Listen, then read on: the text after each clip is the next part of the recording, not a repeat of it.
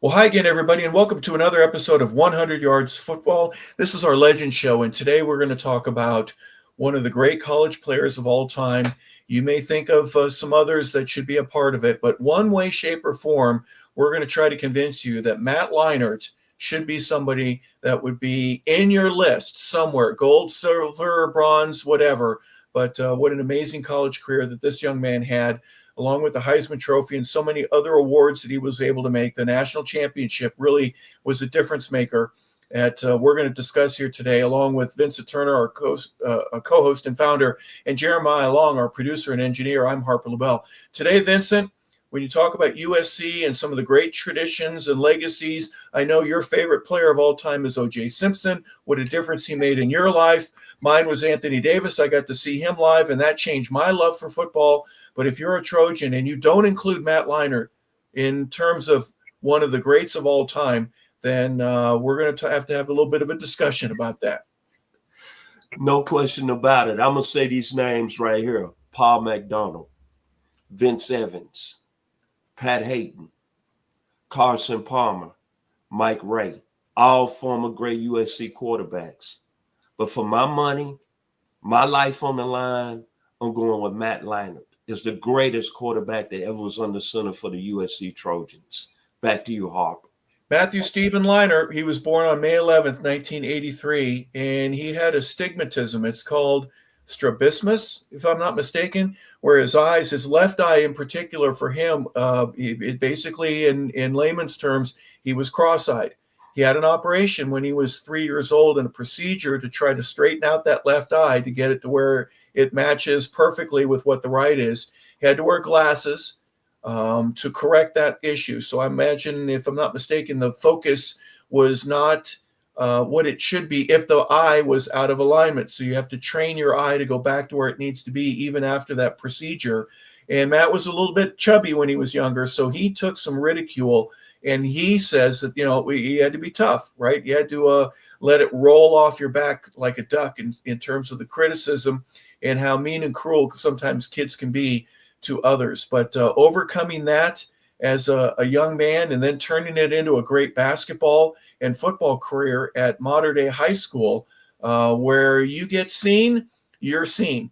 And heavily recruited out of high school, but his high school co-championship his junior year for the state, well, really the CIF Southern Section title, was certainly a key contributor to people noticing him and getting a chance to be recruited at a high level by the time he's a senior. When you look at his career and him going to SC, what I really respect about him is that he played at a big-time high school. As you mentioned before the show, he had some great games, high school, junior, and senior. And then he went to SC. And one thing I learned about Matt Leinart, and I read some about him last night, he said the two toughest years of his life was sitting on the bench at USC and waiting his time. And then when he had to get his time and he went into spring practice, his redshirt sophomore year, is that the competition. He was third on the depth chart. John David Bowie, 5-star. Matt Castle, 5-star. Brandon Hans, 4-star. Billy Hart, 4-star. Third on the depth chart. He heard every bit of becoming a starting quarterback at USC. And he said during that spring practice, the coaches started gaining some confidence in him. But when the teammates did, lane wide open. And you saw how his career jumped off and went into another level at USC. And I remember the first game I saw him play against Auburn. And I never forget it because I had just moved into my house I'm living in right now here in Douglasville, Georgia. It was an Auburn team that had Cadillac Williams and Ronnie Brown that came in ranked number 1. He went 17-30 for 192 yards. But he made no mistakes. And one thing I liked about him doing that game, he had poise, he had leadership, but most of all, you just said it, Mr. Harper LeBel, he was accurate with that football, and he threw a real pretty football. And if you want to say anything today, I'm going to drop the mic on this. During that time, we talk about Lindale White, we talk about Reggie Bush, We talk about Mike Williams. We talk about Dwayne Jerry. We talk about Steve Smith. We talk about Dominic Byrd. But they wouldn't been the players they would have been without Mike Leinart under center. Back to you, Mr. Harper LeBel. Yeah, no kidding. His ability to throw to the upfield shoulder and not make you reach or, throw behind you or something like that, that to me was one of the difference makers. And I remember that Auburn game. But before we start with that, remember SC was going through a coaching change, had some issues where Paul Hackett, who had been the head coach, and Hugh Jackson was the offensive coordinator. They were the ones that were originally going to recruit Matt. And then Pete Carroll comes in and kind of completes the deal. He had to sit behind a guy named Carson Palmer, who ends up winning the Heisman Trophy. He's on the team, but he doesn't get a chance to play. And who wants to be in that situation? That's one of those ones where, what do I need to do? Well, you can't do anything because you're the guy's going to win the Heisman Trophy. You're going to win an Orange Bowl. You're going to have an amazing team. And then think about it.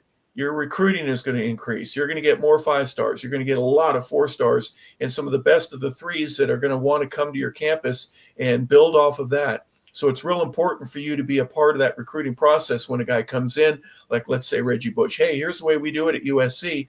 Let's go out to see a movie or go get something to eat. We'll show you a little bit more about the campus. But being positive, even though he wasn't playing and he had to sit for his redshirt year and then watch. But boy, that game against Auburn, I was as nervous for him as anybody. I'm watching that thing live, and didn't Vern Lundquist do that game? Not sure if Gary Daniels was doing it with him, but the crowd was going crazy. That Auburn Nation was. You mentioned some of the players that they had. That was high times, and I think it was the very first series. Dink, dunk, touchdown, SC, and they take the lead. I go, man, this kid is good. And the defense played well, and they kept building off that. You see Pete Carroll chewing gum with the jersey that was his top was a little bit too big, and he had sleeves, and he just pounded one end of the field to the other.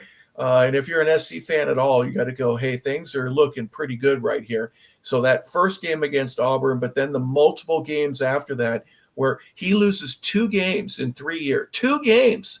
SC was unbelievable, and he was kind of the glue that helped keep everything together. When you have Reggie Bush, when you've got Lendell White, you mentioned all those great receivers that they had, Jarrett, Smith, Williams, et cetera, et cetera. What an amazing roster. They couldn't help themselves but just keep winning game after game and getting themselves to the national championship. My most enjoyable part of his career was his performance in his junior year against Oklahoma in the Orange Bowl, where a lot of people saying that was the best performance they ever seen by a quarterback, 18 to 35, 332, 5 touchdowns. But what made me enjoyable, that was 2005 season. And Harp, you know how you California guys are, good looking, y'all going back and forth. But the battles he had in the LA Coliseum against the man from Chico, Mr. Aaron Rodgers, against Cal. Boy, that's vintage right there. Matter of fact, I'm going to go back and watch that video today. And that Cal team, boy, that junior year, that Cal and USC game, that's one of the best. And him and Aaron Rodgers going at it, throwing that football, it can't get no better. Yeah. Yeah, and Beast Mode was on that team too, right? Yes, sir. Yes, sir. Stanford had a good team back then.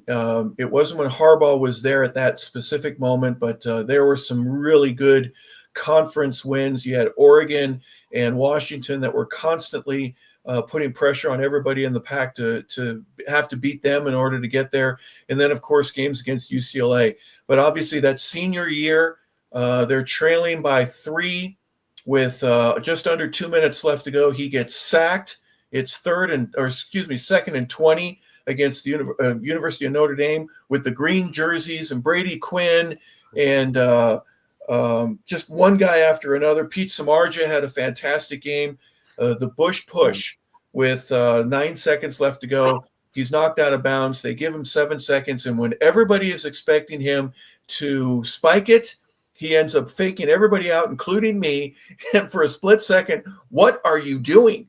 You at 6'5", and you run like a guy 6'5". You couldn't be any taller. You didn't have any shoulder lean or anything like that. But you get to the goal line, the Bush push, you get in there, one of the great comebacks of all time in a series against Notre Dame that everybody knows. You may not like either of the teams, but you have to admit those two and their arch rivalry, their bitter hatred towards one another on game day is certainly something crazy. Joe Montana was there. Ronnie Lott was at that game. Marcus Allen, who goes to almost every game. I mean, both teams brought out the best of their alumni to be able to be there. And then the different color, a little bit of a darker green and a different color gold with the jerseys. And that game against Notre Dame obviously sealed the deal in terms of Matt Leinart's legacy.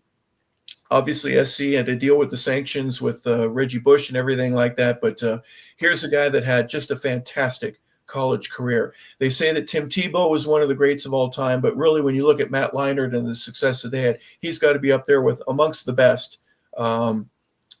He played in 42 games. He started 39 of those during his career at SC. 10,693 yards passing, 99 touchdowns through the air. His quarterback efficiency rating and everything, only 23 interceptions. Great numbers. And obviously the national championship, he played for 2. And if it weren't for Vince Young and that amazing run that he had with 19 seconds left, Vincent, he would have 2 national championships. But he got to play for 2, and he ends up winning 1. So not a bad career by any means of the imagination. I'm going to say this in my final words today here on 100 Yards of Football. You brought up an interesting point. A lot of people love Tim Tebow as a great college football player. No question about it, because Tim Tebow had a lot of yards rushing. But I'm going to take all my life savings, which ain't much today. I'm taking Matt Leinart every day of the week. Give me a guy that wins 2 national championships, almost win his 3rd one, based on what my co-host just said, the young man from California, Harper. If it wouldn't been for Vince Young, he would have won 3 championships, 3 nationals. Ain't no question in my mind and no ability. Gator fans, don't get behind your panties. I'm taking Matt Leinart all day long. I think when you look at the resume, he might go down as the greatest college football quarterback ever. Think about this as I drop the mic today, lane wide open. He was that close of winning 3 national championships in all 3 years starting quarterback on a big-time program at a national level. And his numbers were good. And throw out one other stat. His junior year in that Orange Bowl, Lee Corso said that might be the greatest performance I ever seen a quarterback play in a big-time game. 18 of 35, 332 yards, and 5 touchdowns. We don't give him a lot of respect on the college level. We need to start today. This gentleman right here was a hell of a college quarterback at a big-time program. Back to you, Harper. Yeah, drafted to play in the National Football League, number 10 overall to the Arizona Cardinals. He had to sit behind Kurt Warner. He sits behind Carson Palmer, his teammate later on in his career. But I do want to mention one of the funniest and great post-game interviews of all time is when Dennis Green, in the 3rd game of the season against the Chicago Bears, Matt Leinart was on the field. He gets sacked, and they got a punt, and the Bears come back and win this game. Yeah, it's Monday night game. Yeah, they are who we thought they were, and we let them off the hook.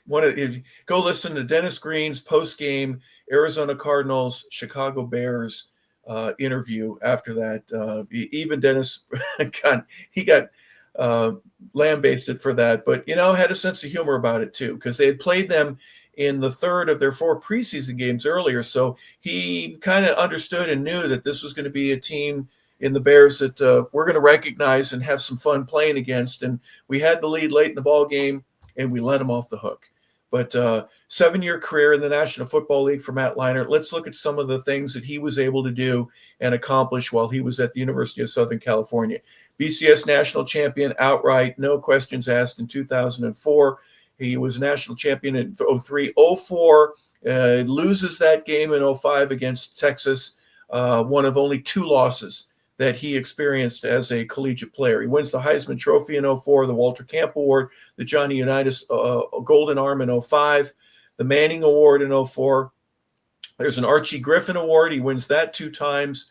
quarterback of the year in 2004 and 2005. He's a consensus All-American in 04, first-team All-American in 05.